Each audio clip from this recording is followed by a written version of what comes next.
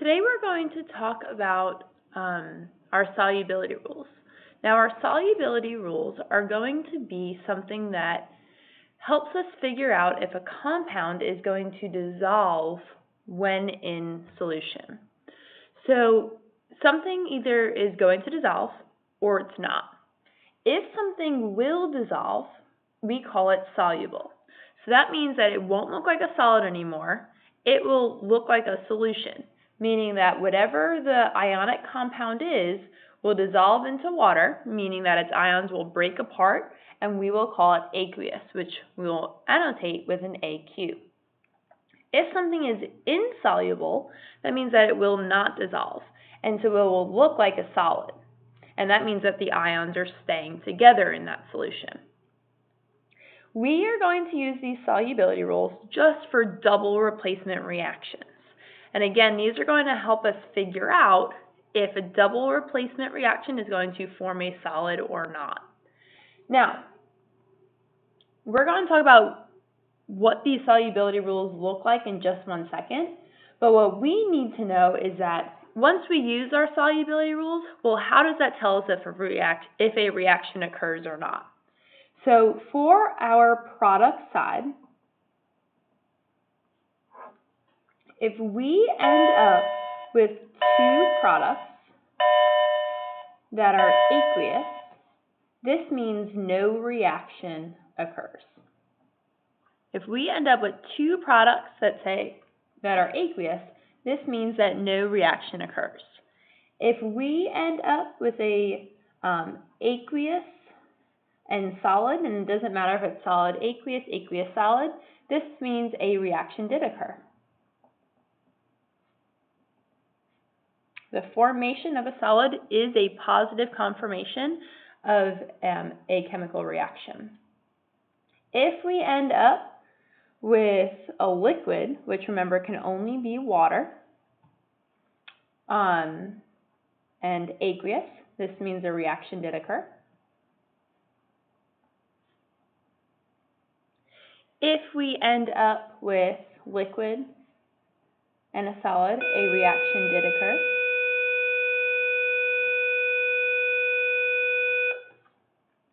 And if we end up with a solid and a solid, we did something wrong.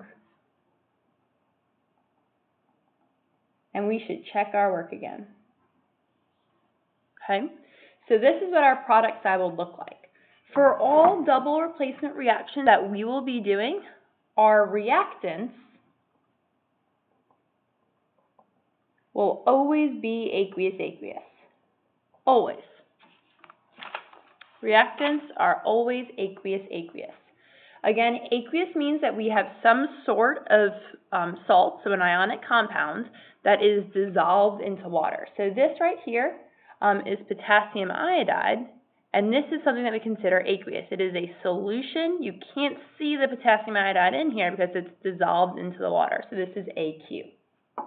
And so that's what all of our reactants for double replacement reactions are going to look like. So let's talk about these solubility rules.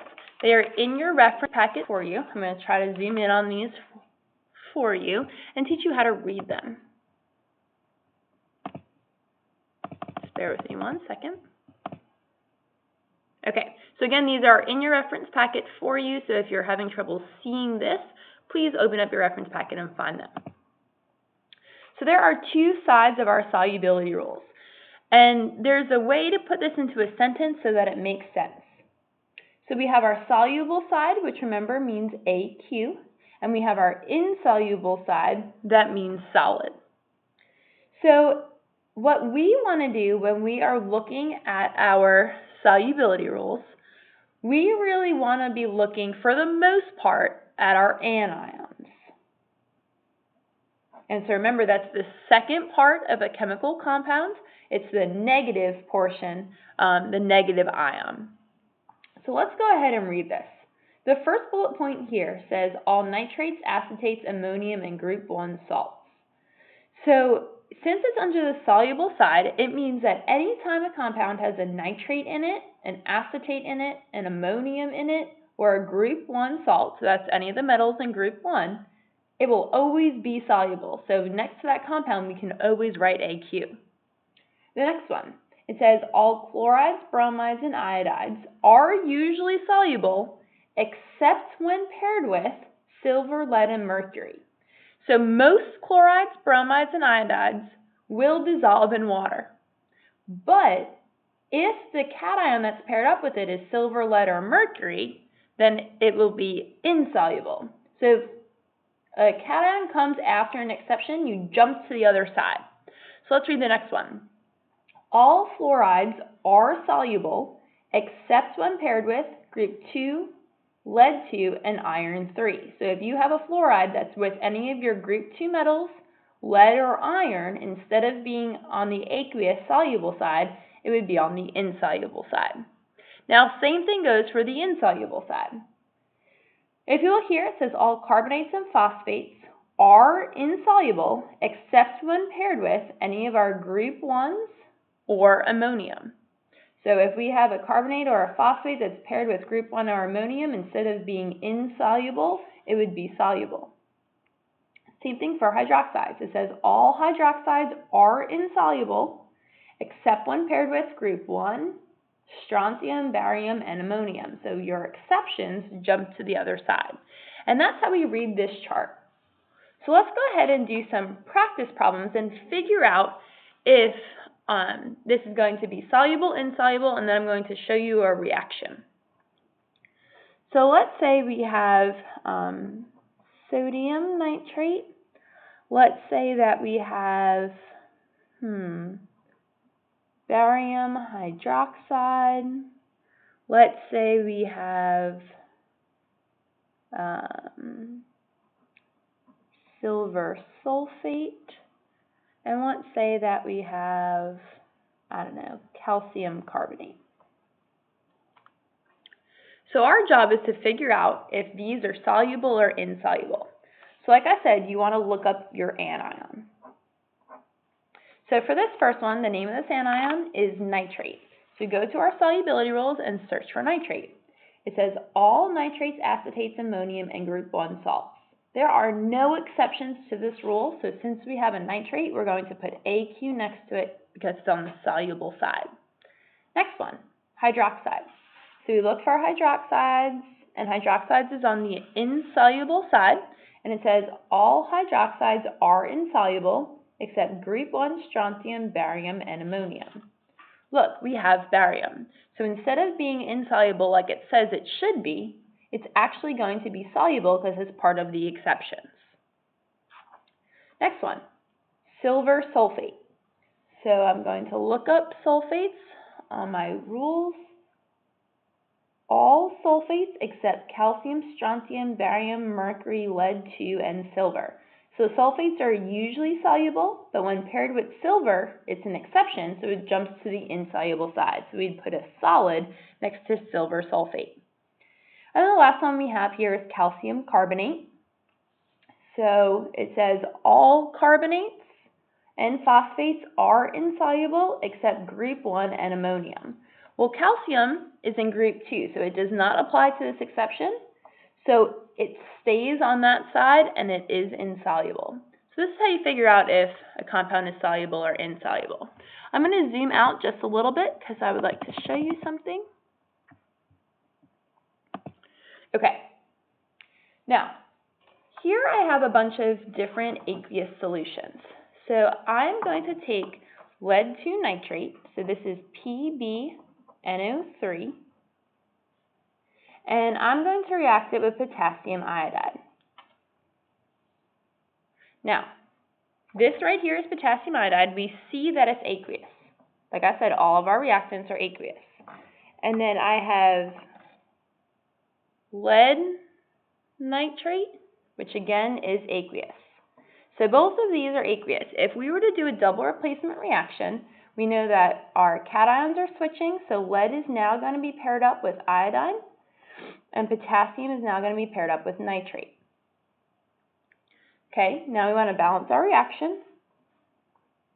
So in order to balance this, we need a 2 here and a 2 here, and we should be good. The next portion of a double replacement reaction is to determine the solubility. Now I'm going to show you this. So here I'm going to take lead nitrate. You see that it is a clear colorless solution, and I'm going to take my potassium iodide and put it in that same well. Look what happens. It changes color. That change in color is going to be a solid that is formed.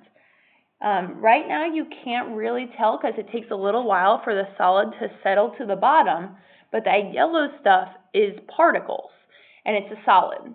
So our job is to figure out which one of these is the solid, and that's where our solubility rules come in. Because we see that a solid was formed, we know that this reaction occurs. So now it's our job to figure out, well, which one of these created the reaction. So here I have PbI2. So I'm going to look up iodine on my solubility rules. So again, my solubility rules right here. And it says all chlorides, bromides, and iodides are soluble except for silver, lead, and mercury. Well, iodine is paired up with lead, so this is going to be our solid because it's part of the exceptions. Now we just want to double check our other product, nitrates. All nitrates, acetates, ammonium, and group 1 salts are soluble, so we're good to go. Since we have a solid and an aqueous, this reaction did occur. All right. Lastly, let's do one more. So we're going to take sodium carbonate, which looks like this.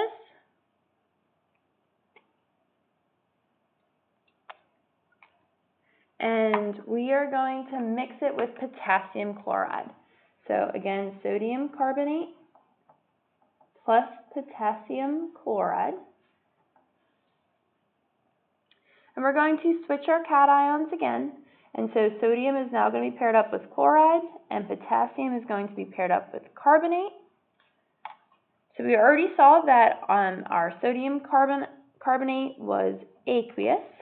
And then potassium chloride, where are you at? Again, also aqueous.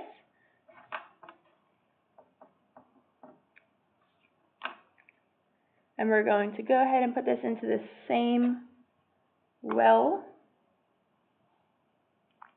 Notice how we don't have any color change, how it still looks clear. This tells us that a reaction did not occur. So if we look at our solubility rules, both of our products should be aqueous. So let's just double check. So chloride says all chlorides, bromides, and iodides are soluble except for paired with silver, lead, and mercury. Well, this is sodium, so that is aqueous. Carbonates, all carbonates and phosphates except group 1 and ammonium. So carbonates and phosphates are usually insoluble, but when paired with group 1, and potassium is in our group 1, so that is an exception, so it's aqueous. So we can put a double slash through and say no reaction.